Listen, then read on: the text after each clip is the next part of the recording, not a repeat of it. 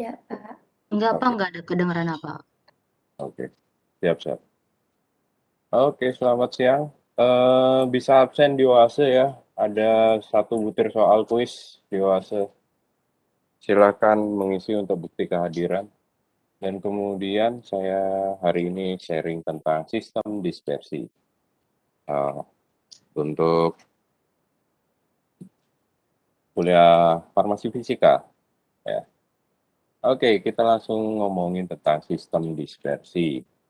Jadi sistem dispersi itu eh, hal yang penting dalam formulasi, terutama dalam sediaan yang terdiri dari beberapa sistem fase. Misalnya ada fase yang larut, ada fase yang tidak larut, atau dari kedua fase yang tidak saling campur uh, yang memerlukan suatu sistem dispersi. Jadi kalau dari apa, Marimas lah gitu. Nutrisari boleh juga, biar mahalan dikit. Di sini uh, bentar. Oke.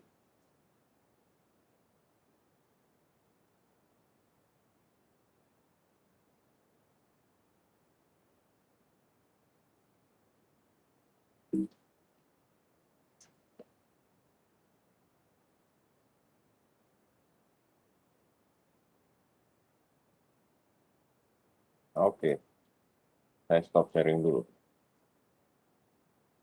Sharing sistemnya hang. Oke, saya lanjutkan. Misalnya di sini adalah suatu minuman, Marimas atau Nutrisari. Serbuk Marimasnya itu adalah fase yang didispersikan, sedangkan air adalah fase pendispersi. Itu gampangnya. Begitu juga dengan kopi, begitu juga dengan sirup, begitu juga dengan suspensi, begitu juga dengan emulsi. Yang berbeda apa? Yang berbeda adalah ukuran partikel dalam sistem dispersi. Itu yang memberikan gambaran nanti bentuk sistem dispersinya. Oke, sistem dispersi itu bisa bisa dalam beberapa bentuk, tergantung dari fisiknya. Itu yang membedakan adalah ukuran. Oke, kalau kita memulai dari yang paling kecil, misalnya adalah dalam bentuk mikrometer 0,5 sampai 10 mikrometer. Itu nggak bisa dibuat dengan nayakan ukuran segitu, nggak bisa dipisahkan atau dibuat dengan nayakan. Nanti sistem dispersinya adalah suspensi atau emulsi halus. Oke. Kemudian dalam ukuran mikrometer yang lebih besar, nah, nanti akan ada suatu sistem dispersi yang lain, yaitu adalah partikel emulsi yang kasar, jadi masih bisa teramati secara visual. Mungkin bisa teramati secara visual.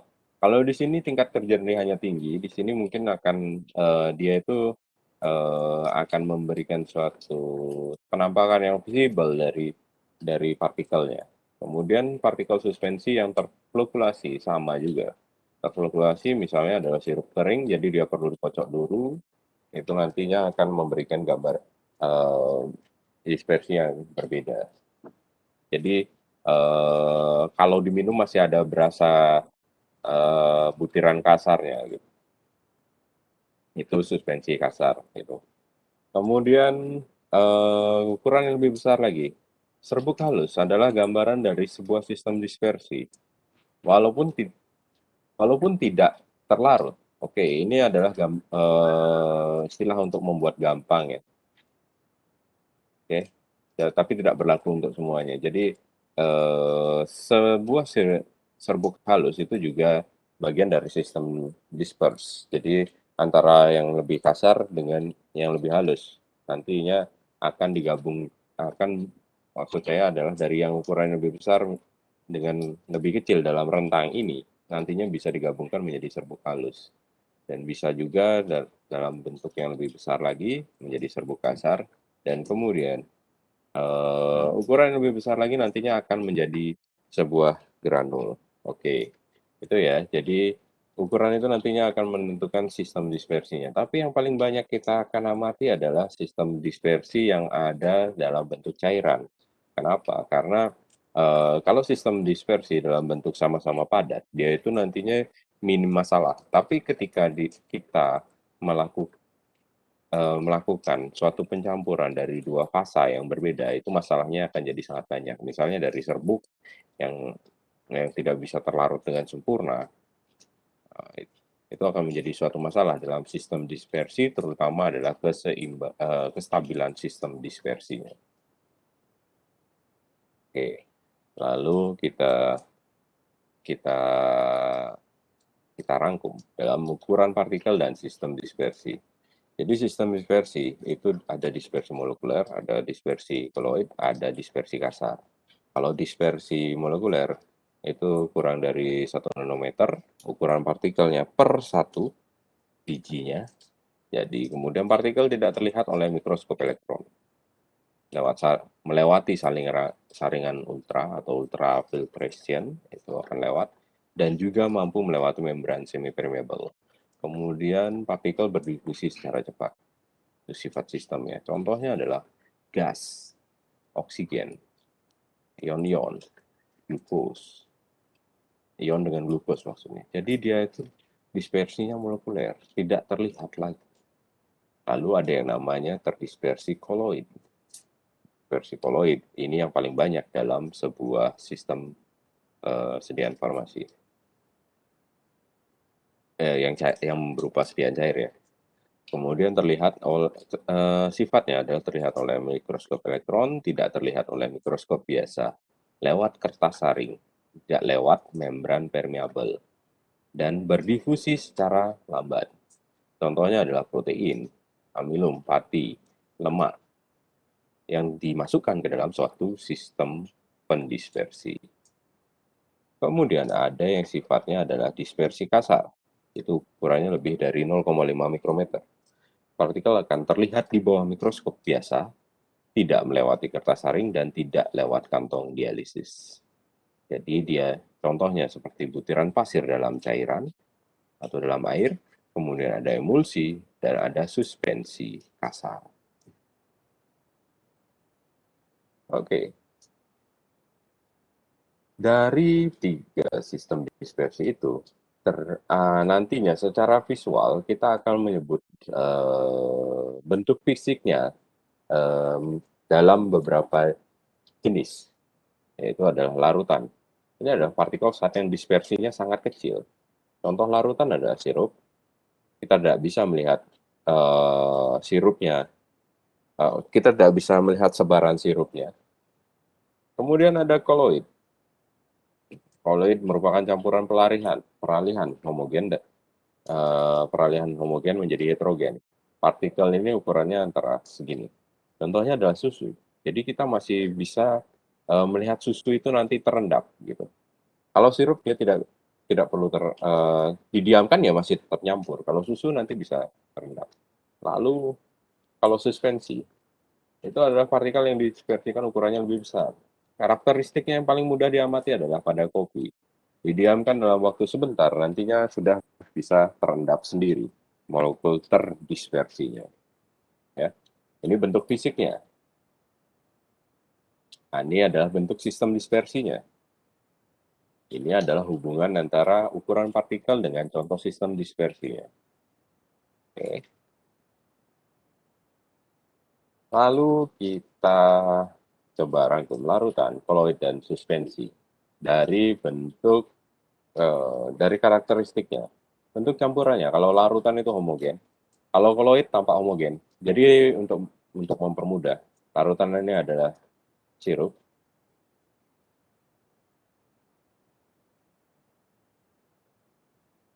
Yang ini adalah susu.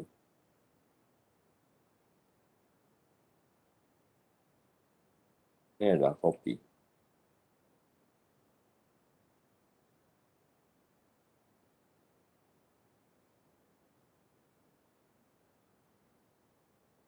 Oke. Ada tiga yang perlu kita imajinasikan. Jadi pertama adalah bentuk campurannya untuk larutan. Sirup sangat homogen. Sedangkan kalau koloid, susu itu tampaknya homogen, padahal dia sebetulnya masih bisa terpisahkan dan masih bisa disaring dengan saringan ultra tapi. Kemudian kalau suspensi dia itu terlihat sangat heterogen, jadi kita bisa melihat butirannya. Kemudian kestabilannya, kalau larutan sangat stabil, didiamkan dalam jangka waktu yang sangat panjang sekali. Kalau koloid dia relatif stabil sebetulnya, tapi nanti akan ada waktunya yang bisa sebetulnya dia dua fase, tapi dia itu masih bisa terpisahkan gitu dalam kondisi-kondisi tertentu.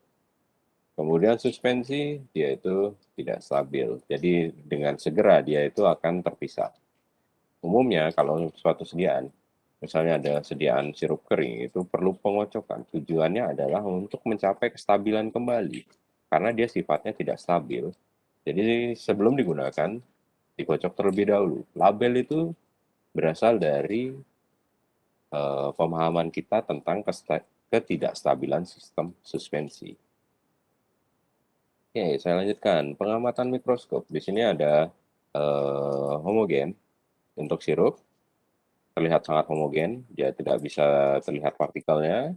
Kemudian kalau colloid itu terlihat heterogen, ada butiran-butiran walaupun kecil.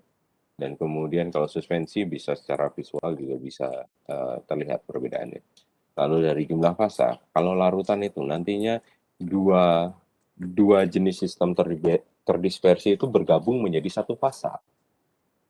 Jadi dia sudah tidak bisa dipisahkan, tidak bisa dipisahkan lagi. Bayangkan sirup itu kan tidak bisa dipisahkan sirup dengan airnya. Gitu. Kemudian koloid dua fasa. Kalau dua fasa itu artinya ada fasa. Bayangkan sebuah susu, ada fasa. Susu itu terdiri dari protein-protein yang dan makromolekul dan gula dan lain sebagainya. Nah, nantinya dia akan terpisah. Biasanya yang terpisah adalah protein atau makromolekulnya. Kemudian kalau suspensi jelas dua fasa untuk kopi ya. Lalu sistem dispersinya, kalau larutan itu terdispersi molekuler, kalau koloid padatan halus, suspensi adalah padatan kasar. Kalau dipisahkan dengan penyaringan, larutan tidak bisa disaring. Kita tidak bisa menyaring sirup untuk mendapatkan sirupnya. Kita tidak bisa menyaring apa ya, gula untuk memisahkan gula dari air gula. Tidak bisa memisahkan garam dari air garamnya, kecuali diuapkan. Kan gitu. Airnya diuapkan. Kemudian kalau koloid, itu tidak bisa disaring dengan kertas saring biasa, tapi bisa disaring dengan kertas saring ultra. Bedanya kertas saring biasa dengan saring ultra itu adalah ukurannya, ukuran dari saringannya. Kemudian kalau suspensi, dengan mudah dapat disaring. Ya, menyaring kopi kan bisa. Kemudian ukuran partikel seperti yang tadi lagi. Ya, ini ada ukuran-ukurannya. Oke. Nah, kita fokus ke sistem koloid. Dari sistem koloid, di sini ada pengelompokan sistem, di mana ada fase-fasenya.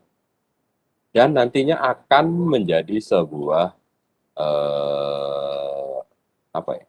Menjadi sebuah jenis bentuk fisik dalam sistem koloid tersebut. Misalnya gabungan dari bentuk padat di sistem koloid ya, yang dari dua fase.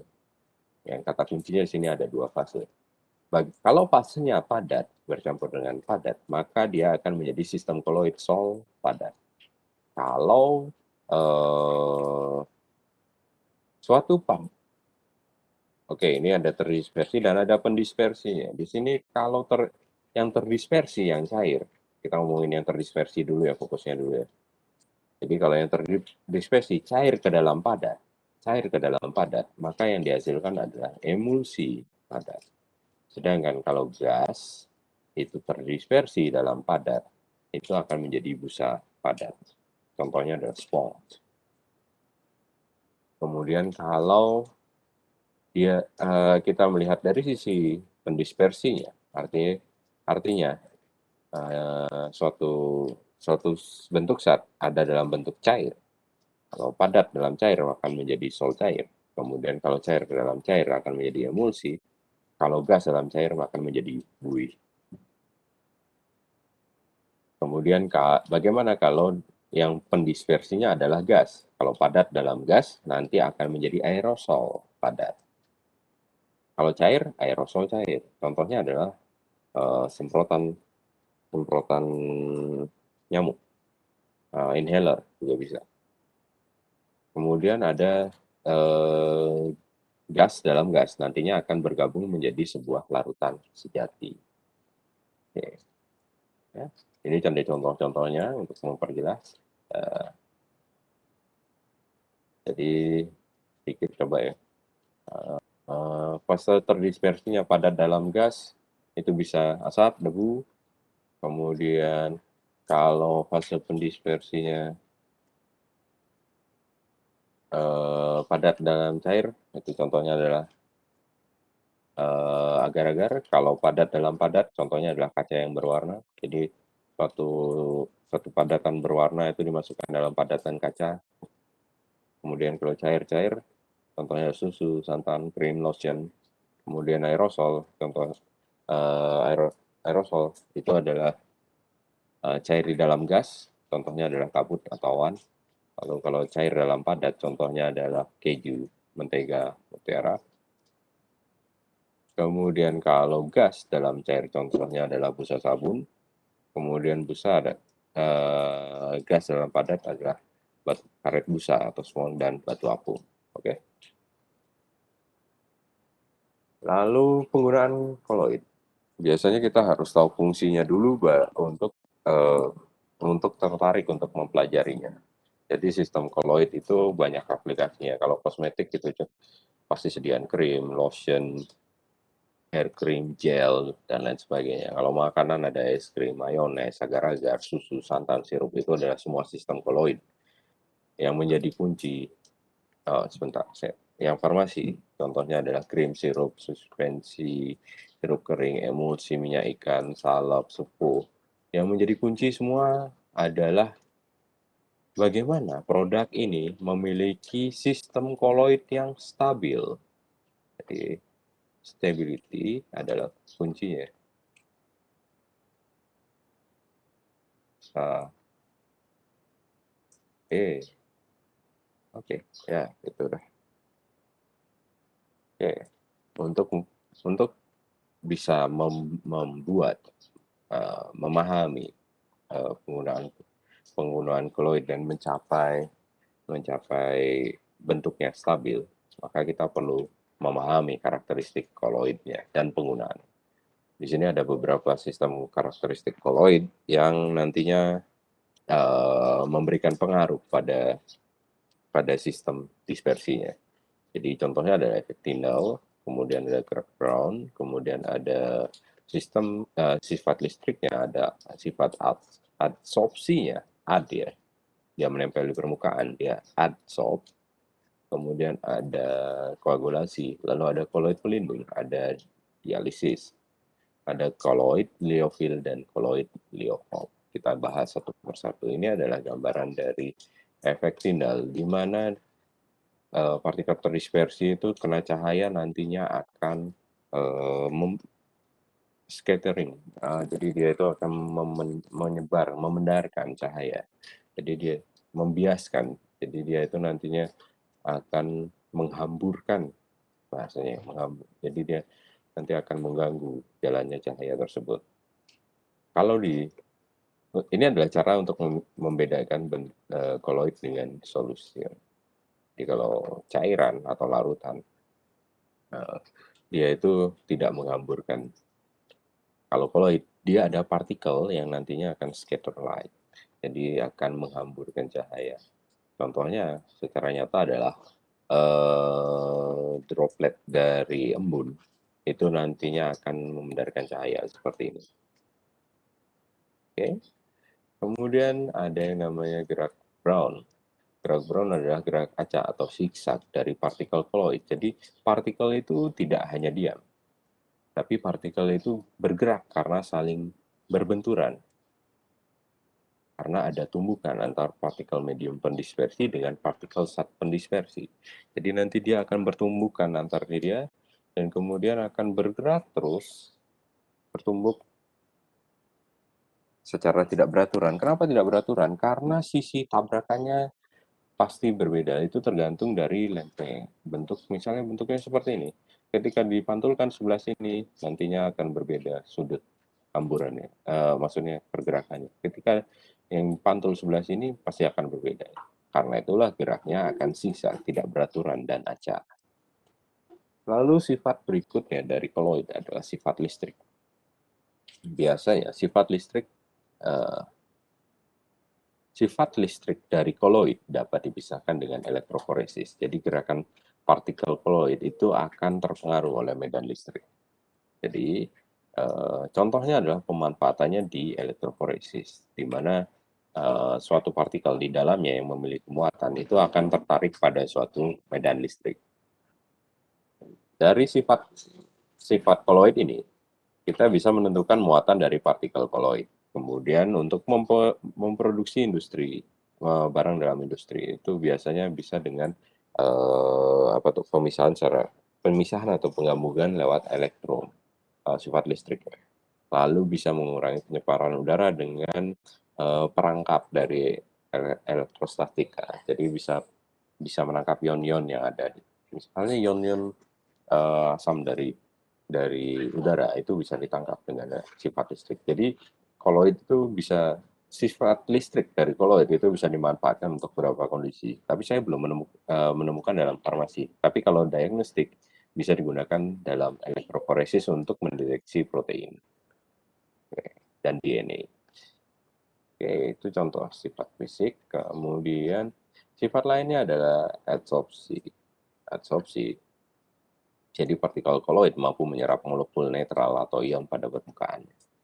Contohnya adalah koloid dari activated carbon dari sebuah sediaan yang biasanya kita kenal dengan norit. Jadi karbon aktif itu nantinya akan menarik gas molekul. Jadi biasanya kita sebut ini garam Inggris sih, norit itu atau ya karbon aktif sih biasanya. Contoh penggunaannya adalah absorpsi toksin dalam saluran pencernaan oleh koloid kaolin. Kaolin juga bisa. Kemudian kecepatan netralisasi lambung oleh aluminium hidroksida. Jadi nantinya dia akan menetralisasi aluminium hidroksida. Kemudian bisa menjadi penyerap toksin, bisa dalam penjernihan air. Jadi di usus dalam kondisi yang terlalu asam itu bisa dinetralisasi dengan sistem adsorpsi dari si koloid. Kemudian adsorpsi toksin, misalnya gangguan saluran pencernaan, diare, nanti pasti akan ada kaolin dan pektin dalam sebuah sediaan. Tapi yang bermanfaat untuk adsorpsi itu adalah kaolin ya, di suatu sediaan untuk lambung, untuk saluran pencernaan maksud saya, untuk diare. Oke. Lalu kita lanjutkan, sifat berikutnya adalah koagulasi. Koagulasi adalah penggumpalan partikel koloid, sehingga membentuk endapan karena kerusakan stabilitas sistem koloid.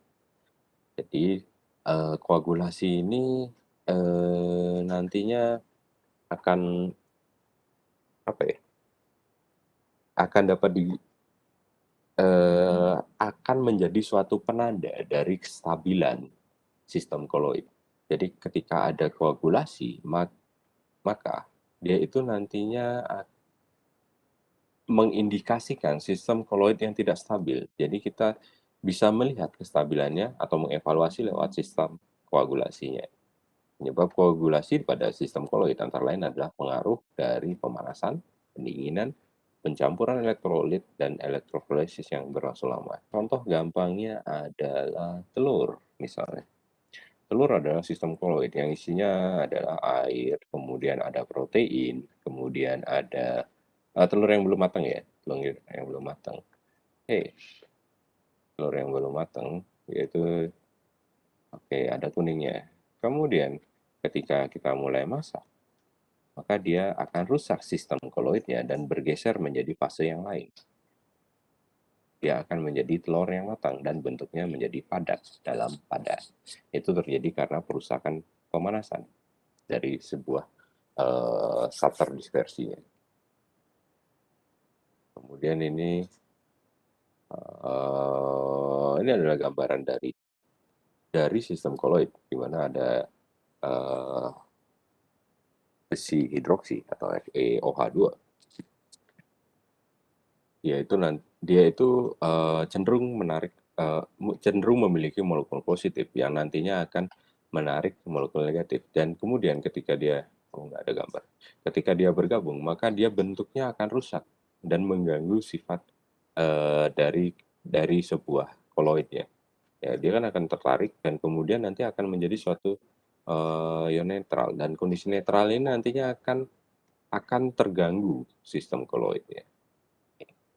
Lalu sifat berikutnya biasanya yang dimanfaatkan adalah koloid pelindung, di mana koloid pelindung adalah suatu koloid yang ditambahkan pada koloid lain diperoleh agar diperoleh koloid yang lebih stabil, tapi tidak menyebabkan koagulasi karena melapisi partikel koloid. Jadi koloid pelindung itu adalah koloid yang melindungi koloid di dalamnya.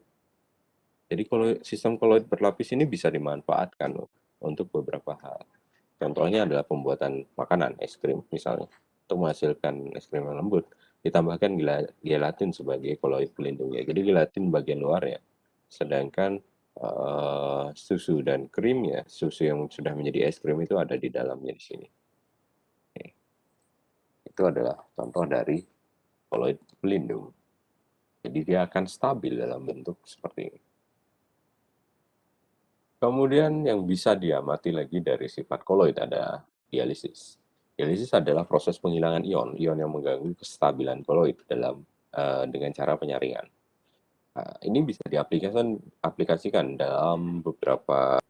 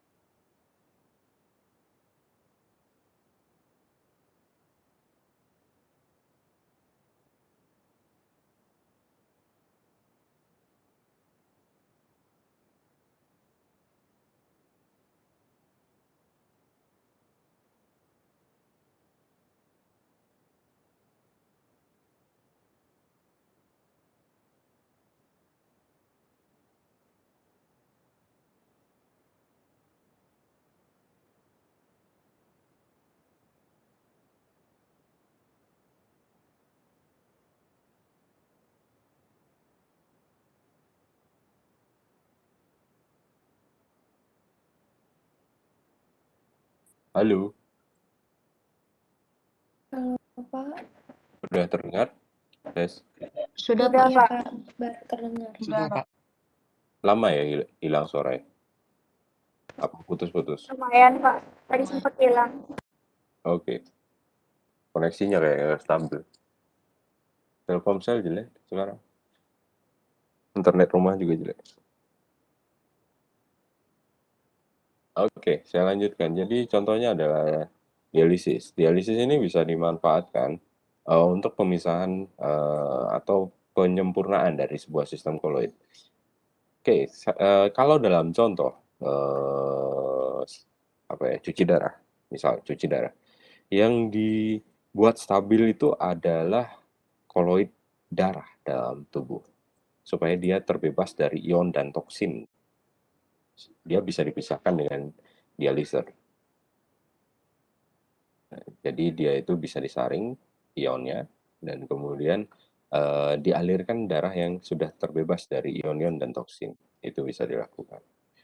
Kemudian bisa juga dialisis ini dimanfaatkan untuk pemisahan dari sistem terdispersinya maksudnya membersihkan sistem terdispersinya untuk tujuan yang lain. Misalnya adalah dialisis dari sistem pengolahan air, itu juga bisa. Oke.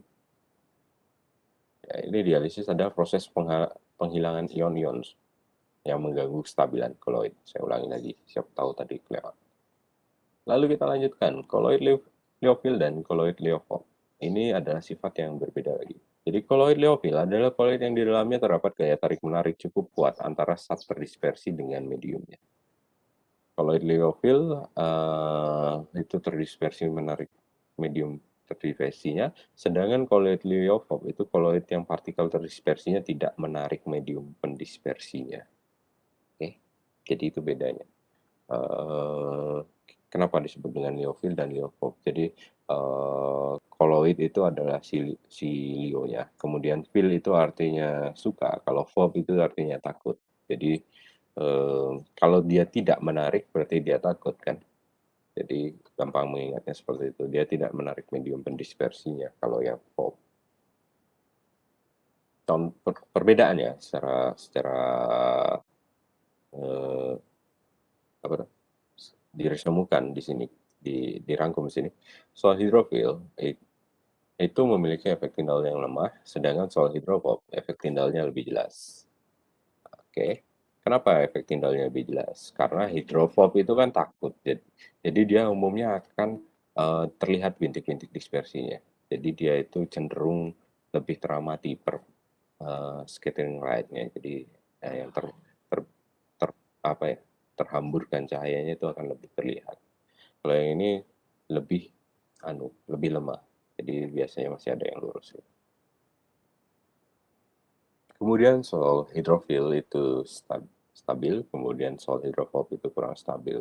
Lalu bersifat reversible kalau yang hidrofob biasanya tidak reversible.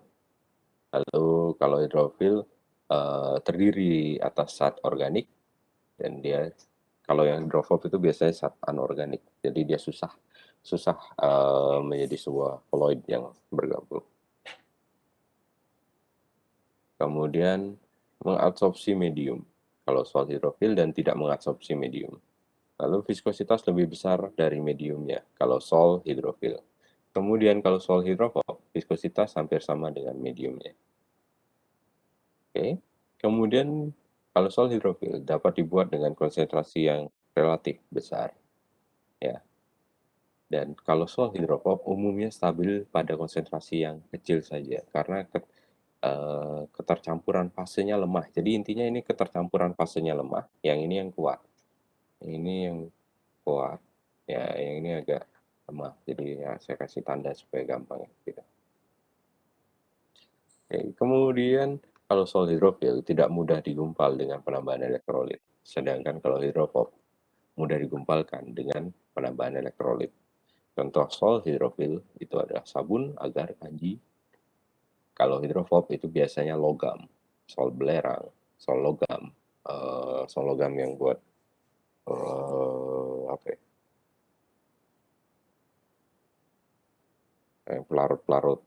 Pelarut logam lah. Oke. Lalu ada yang sifatnya gabungan atau amfifilik, yaitu adalah molekul atau ion yang disebut dengan amfifilik, yaitu dia memiliki zat aktif permukaan yang memiliki dua daerah yang berbeda yang melawan afinitas pelarut dalam molekul atau ion yang sama. Jadi bisa sifatnya molekul anion, ada molekul kation, ada non-ion, lalu ada anfofilik, dan kemudian ada sweeter ion. Jadi koloid gabungan itu adalah susunan dari molekul-molekul yang berbeda. Kemudian contoh molekul amfofilik yaitu adalah molekul hidrokarbon. Contohnya adalah asam lemak rantai panjang dalam pelarut air. Kemudian molekul ini rantai karbon menghadap ke dalam misel dan kemudian molekul polar atau gugus asamnya menghadap keluar. Oke, ini adalah salah satu aplikasi yang paling sering digunakan. Ada gambarnya nggak? Nggak ada. Oke, jadi gambarannya adalah gini. Misalnya seperti ini adalah kepala yang suka air, yang di dalamnya adalah tidak suka air. Jadi dia akan membentuk suatu misel, tahu misel nggak sih? Jadi dia menyambungi. Oke, di luarnya ini adalah yang suka air. Jadi misalnya ini adalah air, di sini ada suatu senyawa yang tidak larut air. Jadi bisa dimanfaatkan untuk melarutkan zat yang tidak larut air. Jadi serabut misalnya ini adalah bentuk sistem koloid gabungan yang bisa dimanfaatkan untuk meningkatkan kelarutan senyawa yang tidak larut. Misalnya obat-obatan yang sifatnya non-polar, maka dia diselubungi dengan misel supaya nggak meningkatkan kelarutannya dalam bentuk koloid. Oke, perbedaan sifat hidrofil dan sifat hidrofob. Contohnya adalah kalau udah tadi ya, nggak perlu sih lagi ya. Jadi kita lanjutkan ke pembuatan koloid. Kenapa perlu pembuatan koloid ini? Supaya untuk bisa mengimajinasikan yang mana sih gambarannya. Yang disebut dengan koloid itu. Koloid itu adalah fase tengah dari suspensi yang bisa yang eh, gambaran tengah dari suspensi yang bisa terdispersi atau larutan yang terkondensasi. Ya, oke. Jadi kalau koloid itu bisa dibuat lewat dari bentuk larutan atau dari suspensi. Oke. Kalau kondensasi, contohnya ada reaksi kimia, redox hidrolisis, itu bisa mengkondensasi dan membentuk sebuah koloid, lalu bisa dengan penggaraman, lalu bisa penyeduhan larutan, sehingga dia itu menjadi dispersinya itu lebih renggang lagi. Gitu. Oke. Nah, misalnya penyeduhan larutan itu nantinya akan berefek penggabungan dari molekul-molekul yang kecil-kecil ini menjadi lebih besar ini. Oke. Oke. Kemudian suspensi. Kalau suspensi eh, itu bisa dibuat menjadi koloid dengan cara mekanikal, misalnya pengadukan. Ditumbuk partikelnya sehingga menjadi lebih kecil dan akan menjadi sebuah sistem koloid. Atau bisa dengan penyiapannya dari awal. Si molekul ini dikecilkan ukuran partikelnya sehingga nanti akan menjadi sebuah partikel yang lebih kecil dan mampu lebih stabil dalam sistem koloid. Oke. Kita ke aplikasi sistem koloid. Nah, misalnya adalah sistem pengolahan air di industri farmasi. Oke, ini sudah pasti dilakukan di semua industri farmasi. Kemudian contohnya adalah proses ini, di mana beberapa sifat dari koloid itu diaplikasikan. Misalnya adalah koagulasi, penyaringan, dan adsorpsi. Jadi koagulasi itu diendapkan, ditambahkan dengan tawas dan kopore. Jadi sistem koloid yang ada dalam air tanah misalnya, air tanah sebagai sebuah sistem koloid, mengandung berbagai macam ion yang tidak kita butuhkan untuk mendapatkan air bersih di endpoint-nya sini. Maka kita melakukan pemisahan dari sistem koloidnya tersebut. Kita dengan sengaja untuk mengganggu sistem koloid tersebut. Jadi sistem koloidnya di sini nantinya akan diendapkan, kemudian disaring, lalu diadsorpsi dengan penambahan karbon aktif dan ALOH3, dan kemudian bisa ini desinfeksi ya, bisa penambahan kapur dan kemudian menjadi air bersih. Jadi sistem koloidnya ini nantinya akan di apa ya, diekstrak airnya untuk menjadi air bersih saja atau air murni dengan berbagai sifatnya gitu. Oke. Kemudian kalau kita mau membuat si koloidnya yang stabil, kalau ini kan tidak stabil kan untuk mendapatkan sesuatu yang kita cari. Nah, kalau yang ini adalah untuk mendapatkan sesuatu yang kita buat stabil dari sebuah sistem koloid. Contohnya adalah pembuatan dari sistem krim.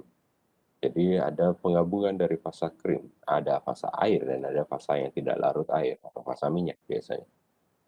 Jadi di sini ditambah akan ada suatu pencampuran dari sistem koloidnya dengan model mekanikal atau pengadukan. Ya. Dengan pengadukan sehingga nantinya tersebar. Ya, ini adalah proses pembuatan dari koloid krim dengan pengadukan. Oke. Atau bisa dilakukan dengan pembuatan ultraturak, itu juga bisa. Jadi ultraturak itu adalah seperti apa ya? Pengecilan ukuran partikel dari bahan-bahan yang sebelumnya. Jadi dikecilkan dulu bahannya untuk mendapatkan ukuran yang sesuai dengan sistem krim. Bisa dilihat di depan. Sistem krim adalah yang mana tuh krim? Nggak ada di sini. Oke. krim itu adalah hampir sama dengan emulsi halus. Jadi nanti hitungan partikelnya adalah droplet. Oke, kita kembali lagi. Jadi dikecilkan dulu seukuran partikel bahan-bahan yang lainnya, kemudian bahan campuran ya antara kedua fase lagi dikecilkan untuk mencapai homogenitasnya. Jadi kuncinya adalah ukuran partikel yang tetap untuk menjaga kestabilan dari sistem koloid tersebut. Oke. Jadi konsepnya adalah menjaganya dalam sistem koloid untuk ukuran partikel yang sesuai. Dan bisa menjadi sebuah produk yang lebih stabil, homogen, dan tahan lama. Oke. Kenapa dibuat dalam bentuk krim? Kenapa tidak dibuat dalam larutan saja? Bayangkan kalau sebuah bahan aktif misalnya adalah pemutih gitu. Bisakah kita membuatnya dalam cairan? Bisa. Tapi aplikasinya dalam kefarmasian, apakah kita akan menyemprotkan spray pemutih ke kulit?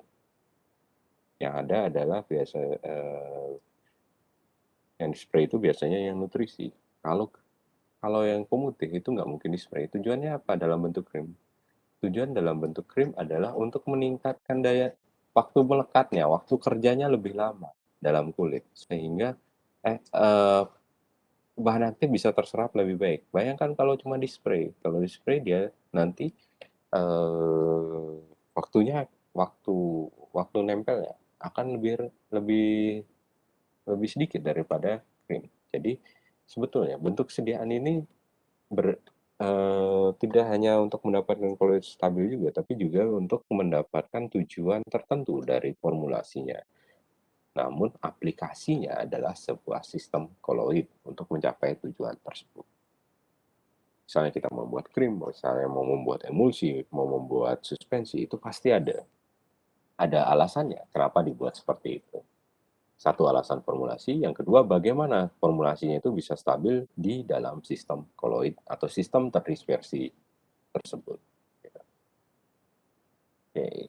Kemudian dalam sistem koloid aerosol, ini teknologinya lebih tinggi lagi karena biasanya akan pengecilan ukuran partikelnya biasanya memerlukan teknologi yang tinggi karena dia itu harus bisa terdispersi dalam gas pembawa dan kemudian diisikan dengan gas pressure dan bisa di-spray. Jadi ukuran partikel lagi yang akan menjadi kunci supaya dia bisa terdispersi dalam gas dan terbawa dalam aerosol spray. Oke. Kemudian ada suspensi. Suspensi termasuk dalam sistem dispersi molekuler dan dispersi kasar. Oke. Ini masih sebetulnya tidak bisa digeneralisasi sih, tapi umumnya kalau kita bilang suatu sediaan suspensi, ya, gini, suspensi itu mungkin kalau dalam sediaan farmasi, bayangin kita yang paling gampang contohnya adalah sirup kering. Tapi kalau dalam otomotif, suspensi itu bisa seperti campuran oli dan gas. Jadi dia itu nantinya bisa untuk mekanikal yang lain. Artinya terminologinya akan sedikit berbeda di farmasi itu maksud saya. Jadi kalau untuk di suspensi untuk farmasian, ini termasuk dalam sistem dispersi molekuler dan dispersi kasar. Jadi tergantung dari ukuran molekul yang terdispersi. Jadi suspensi adalah suatu dispersi kasar atau molekuler, di mana partikel padat tidak larut terdispersi dalam suatu medium cair. Suspensi yang memiliki viskositas rendah menunjukkan adanya gerak Brown. Jadi kalau viskositasnya rendah akan banyak ruang. Bayangkan ya, kalau dia renggang-renggang maka dia punya banyak ruang untuk saling bertumbukan. Ya kan? Kalau dia sudah mepet-mepet, maka dia itu akan stuck dalam suatu kondisi, jadi ruang geraknya atau gerak Brown-nya akan sedikit. Kemudian pemilihan fase pendispersi. Jadi sistem koloid itu bisa dipilih-pilih fase pendispersinya. Nanti bisa berdasarkan sifat psikokimia yang lain, misalnya ada kelarutan, tegangan permukaan, tercampurannya, dan sifat fisikokimia yang lainnya. Pemilihan fase pendispersi harus memiliki sifat distribusi ukuran partikel, luas permukaan spesifik, penghambatan pertumbuhan kristal, perubahan dalam bentuk polimorfi. Oke, kuncinya adalah distribusi ukuran partikel yang nanti ukuran partikelnya itu akan berpengaruh pada luas permukaan spesifik. Luas permukaan spesifik ketika dia ukurannya terlalu kecil nanti akan cepat pertumbuhan kristalnya. Jadi harus ada optimumnya, terlalu kecil nggak boleh, terlalu besar juga tidak stabil koloidnya. Lalu akan ada perubahan dalam bentuk polimorfi juga bisa disebabkan kalau dia itu terlalu kecil atau mudah mudah berubah dari bentuk natifnya atau awalnya. Jadi dari sifat suspensi yang akan kita buat nantinya fase dispersinya atau fase yang ada di dalamnya itu harus disesuaikan ini. Jadi untuk tujuan farmasi, kestabilan fisik suspensi dapat diartikan sebagai keadaan di mana partikel tidak menggumpal atau tetap terdistribusi merata di seluruh bagian sistem dispersi. Yang penting berikutnya adalah sifat antarmuka partikel tersuspensi. Makin kecil partikel, makin luas permukaan. Makin besar suspensi, makin besar luas permukaan dan suspensi cenderung tidak stabil. Ya, terlalu kecil luas permukaannya semakin besar, suspensinya semakin tidak stabil. Kalau besar tidak homogen, tidak terlalu, kalau terlalu besar biasanya yaitu ketercampuran yang rendah atau sistem kestabilan koloidnya akan mudah terfluktuasi. Kemudian secara termodinamika bahwa partikel berenergi tinggi dan cenderung mengelompok untuk mengurangi luas permukaan total dan memperkecil energi bebas permukaan. Jadi ketika dia itu banyak punya ruang, partikel kecilnya itu nantinya dia itu akan cenderung salahnya. Ketika partikelnya berenergi tinggi, ya benar sih. Gimana ngomongnya? Ketika dia ruangnya banyak kosong, jadi partikelnya bisa bergerak dengan bebas dan partikelnya nantinya berenergi tinggi dan nantinya dia akan cenderung mengelompok dan kemudian akan mengurangi luas permukaan total dan memperkecil energi permukaan untuk mencapai kestabilan. Tapi kondisi itu nanti akan membentuk fluktuasi dalam bentuk gumpalan yang reversible. Jadi nanti dia akan menjadi bentuk sirup yang tidak tercampurkan. Maka agar lebih stabil, sistem akan mengurangi energi bebas permukaan karena dengan berkurangnya energi bebas, maka tegangan permukaan antara medium air dengan medium padat. Ini contohnya medium air ya fasenya. Dan fase pendispersi adalah air, yang fase terdispersinya adalah padat. Sehingga tegangan permukaannya antara dua fase itu akan berkurang. Tegangan permukaan dapat dikurangi dengan penambahan surfaktan dan cenderung membentuk sistem fluktuasi. Oke. Ini adalah masalah formulasi karena ketika sudah mendapatkan distribusi ukuran partikel, biasanya akan ada suatu sifat di mana tegangan antarmuka menjadi salah satu faktor kuncinya karena ada energi bebas yang besar antar partikel dan nantinya akan membentuk suatu yang terfluktuasi. Sehingga dapat dikurangi dengan penambahan surfaktan. Oke. Pengendapan suspensi merupakan salah satu aspek kestabilan fisik dari suspensi dengan menjaga partikel supaya tetap terdistribusi secara merata ke seluruh sistem. Lalu partikel yang berpengaruh pada pengendapan adalah volume, sedimentasi, dan derajat fluktuasi. Jadi untuk melihat keberhasilan sistem suspensi yang bisa dilihat adalah volume sedimentasi, artinya didiamkan berapa banyak yang tersedimen, dan kemudian berapa derajat fluktuasi, berapa lama. Kemudian sebagai penghasil fluktuasi dapat sebagai penghasil, kita ganti sebagai hasilnya fluktuasi dapat ditambahkan surfaktan. Surfaktan berguna untuk mengurangi tegangan permukaan antar partikel-partikel zat padat dan suatu pembawa dalam pembuatan suspensi. Selain surfaktan sebagai zat pemflokkulasi, dapat juga ditambahkan elektrolit dan polimer. Sebagai pemflokkulasi, elektrolit memiliki sifat dapat mengurangi setoa potensial. Kalau setoa potensial semakin tinggi muatannya, maka dia itu semakin cenderung bertumbuh. Dan kemudian kalau populasinya elektrolit itu dapat mengurangi barrier elektrik antar partikel dan membuat jembatan antar partikel. Jadi kalau surfaktan itu juga bisa dalam bentuk elektrolit gitu maksudnya. Kalau populasinya dalam bentuk elektrolit, maka dia itu nantinya akan mengurangi sifat potensial.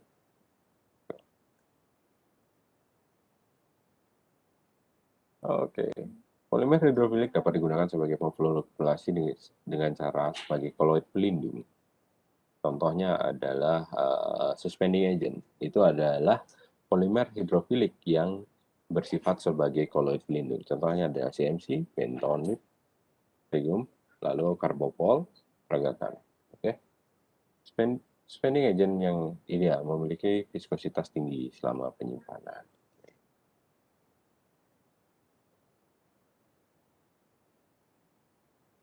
Lalu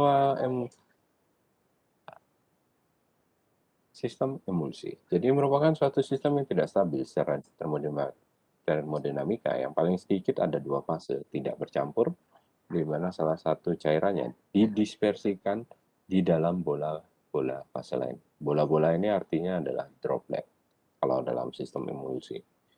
Oke. Bola fase itu disebut dengan droplet. Oke.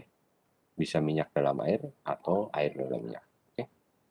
Sistem dibuat stabil dengan adanya emulgator atau zat pengemulsi. Jadi ada zat yang bisa mempertahankan ukuran dropletnya. Sebagai emulgator dapat digunakan koloid dan surfaktan. Ya.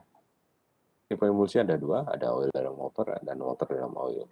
Kemudian zat pengemulsi bisa menjadi tiga golongan. Misalnya ada zat aktif yang bekerja pada permukaan yang teradsorpsi pada tegangan antarmuka, artinya ngurusin tegangan antarmuka.